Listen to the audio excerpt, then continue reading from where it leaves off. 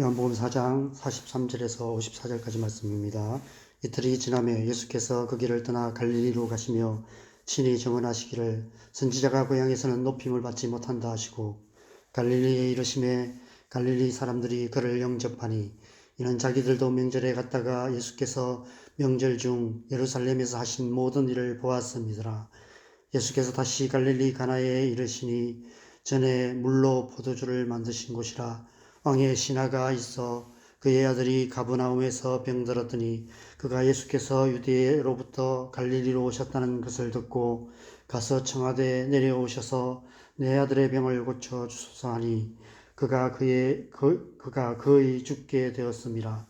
예수께서 이르시되 너희는 표적과 기사를 보지 못하면 도무지 믿지 아니하리라. 신하가 이르되 주여 내 아이가 죽기 전에 내려오소서. 예수께서 이르시되 가라 네 아들이 살아있다 하시니 그 사람이 예수께서 하신 말씀을 믿고 가더니 내려가는 길에서 그 종들이 오다가 만나서 아이가 살아있다 하거늘 그 낳기 시작한 때를 물은적 어제 7시에 열기가 떨어졌나이다 하는지라. 그의 아버지가 예수께서 네 아들이 살아있다 말씀하신 그때인 줄 알고 자기와 그 온 집안이 다 믿으니라. 이것은 예수께서 유대에서 갈릴리로 오신 후에 행하신 두 번째 표적이니라. 아멘. 사마리아에서 이틀을 유하신 예수님께서 갈릴리 가나로 다시 돌아오셨습니다. 갈릴리 가나는 앞서 예수님께서 물로 포도주를 만드시는 장소였습니다. 사도 요한은 그 기적을 예수님께서 행하신 첫 번째 표적이었다라고 기록하고 있습니다. 그런데 오늘 본문을 보면 예수님께서 다시 갈릴리 가나로 오셔서 또 다른 기적을 행하셨습니다. 이번에는 가버나움에 있는 왕의 신하의 아들의 병을 고쳐주셨습니다. 오늘 본문 마지막에 보면 사도 요한은 이 표적이 예수님께서 행하신 두 번째 표적이었다라고 기록하고 있습니다. 오늘 본문과 비슷한 사건이 마태복음 8장과 누가복음 7장에 기록되어 있는데 오늘 본문과 공통점도 있지만 여러 가지 다른 점이 있어서 같은 사건을 다르게 기록한 것인지 전혀 별개의 사건을 기록한 것인지 판단하기 쉽지 않습니다. 서로 다른 사건이라 하기에는 본문이 기록된 시점과 이 사건이 일어난 장소가 너무 일치합니다. 마태복음과 누가복음의 사건도 예수님의 사역의 초기였던 세례 요한이 아직 살아있을 때에 일어난 일로 기록되어 있고 오늘 본문의 이 사건도 마찬가지입니다. 그 사건이 일어난 장소도 같습니다. 마태복음에서는 가버나움에 있는 한 백부장의 하인이 중풍병으로 괴로워하는 것을 예수님께서 고치셨고 누가복음에서도 가버나움에 있는 한 백부장의 종이 죽을 병에 걸린 것을 예수님께서 고치셨다라고 기록하고 있습니다. 오늘 본문에서는 가버나움에 있는 왕의 신하의 아들이 죽을 병에 걸린 것을 고치신 것으로 기록하고 있습니다. 가버나움이란 장소는 같은데 병을 고친 대상을 다르게 기록하고 있습니다. 이외에도 예수님께서 기적을 행하시는 과정도 다르게 기록되어 있고 예수님께서 하신 말씀도 조금 다르게 기록되어 있습니다. 그럼에도 불구하고 이 기록들에는 중요한 공통점이 하나 있습니다.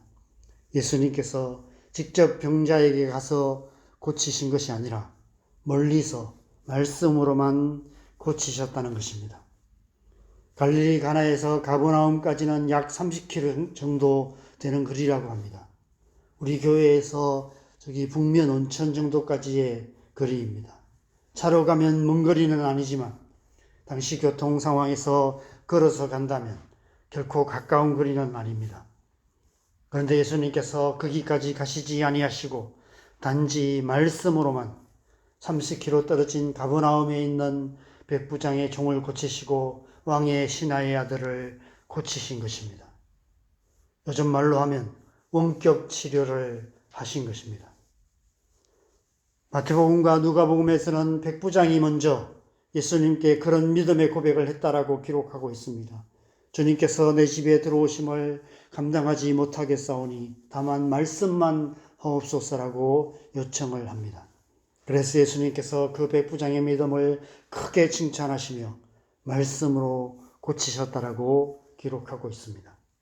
오늘 본문에서는 왕의 신하가 예수님을 찾아와서 가버나움으로 오셔서 자기 아들의 병을 고쳐주시기를 청했지만 예수님께서는 50절에 가라 네 아들이 살아있다는 말씀만 하셨습니다. 그러자 그 사람이 예수님께서 하신 그 말씀을 믿고 돌아갔고 그 시간에 자기 아들의 병이 고쳐졌다는 사실을 알게 되었고 자기와 온 집안이 다 믿게 되었다라고 기록하고 있습니다. 특별히 오늘 본문 마지막 절에서 사도 요한은 이 표적이 예수님께서 유대에서 갈릴리로 오신 후에 행하신 두 번째 표적이라고 기록하고 있습니다. 지금까지 요한복음을 꼼꼼하게 묵상하신 분은 다른 복음서와는 달리 요한복음은 의도적으로 예수님께서 행하신 기적 이야기를 절제하여 기록하고 있다는 사실을 눈치채셨을 것입니다. 다른 복음서에서는 이 사건 앞에 이미 수많은 병자들을 고치신 사건들을 기록하고 있습니다. 그런데 요한복음에서는 갈릴리 가나의 혼인잔치에서 물로 포도주를 만드신 첫 번째 표적을 행하신 후 지금까지 다른 기적을 행하신 사건을 하나도 기록하고 있지 않습니다.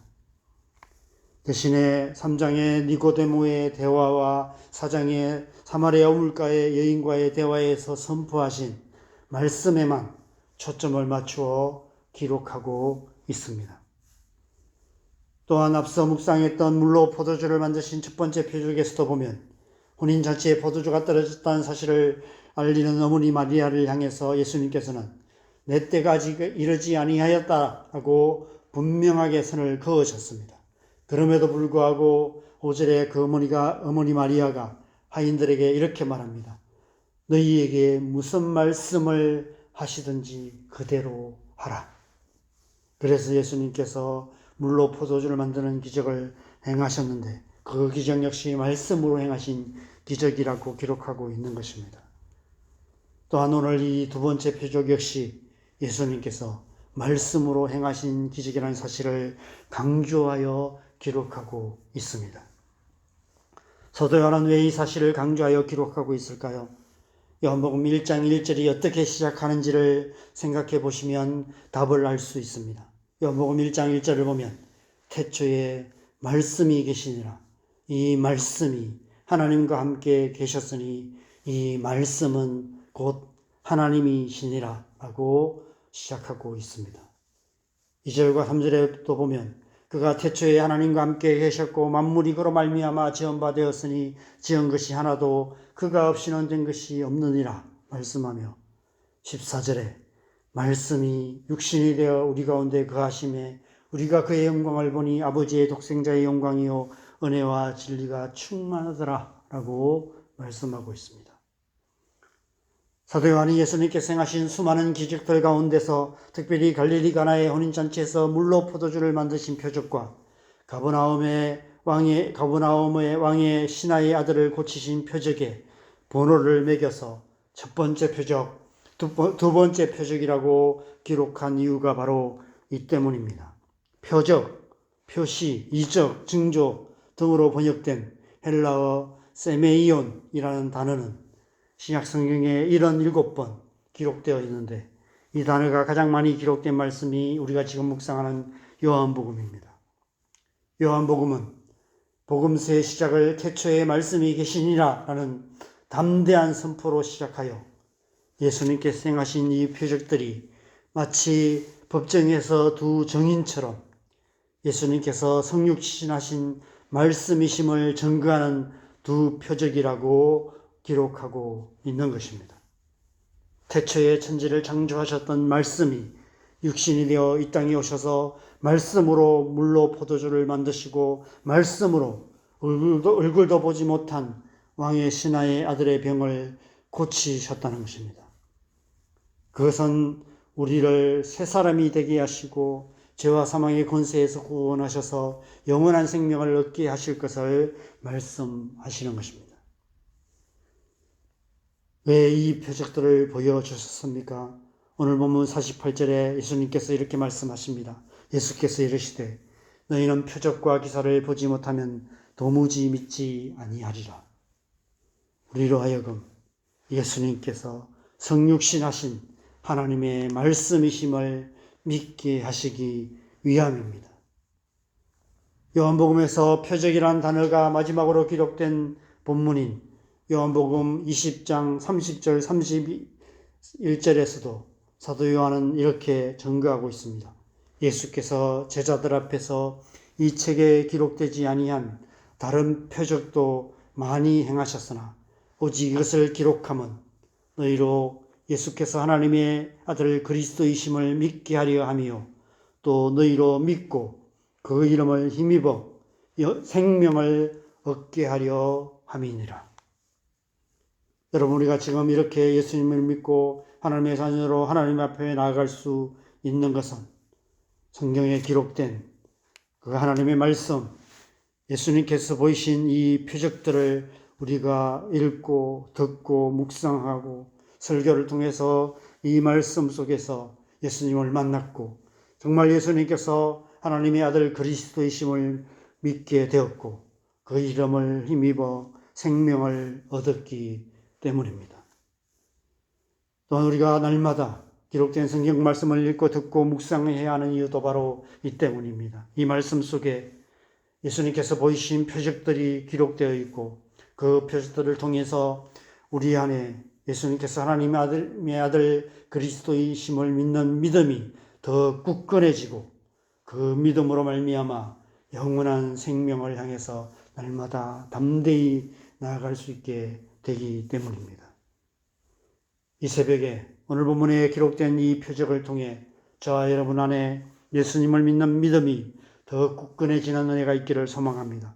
그래서 어떤 상황에서도 흔들리지 않는 믿음으로 영원한 생명을 날마다 맛보고 누리며 하나님 나라를 살며 하나님 나라를 이루어가는 저와 여러분 되시기를 주님의 이름으로 간절히 축원합니다.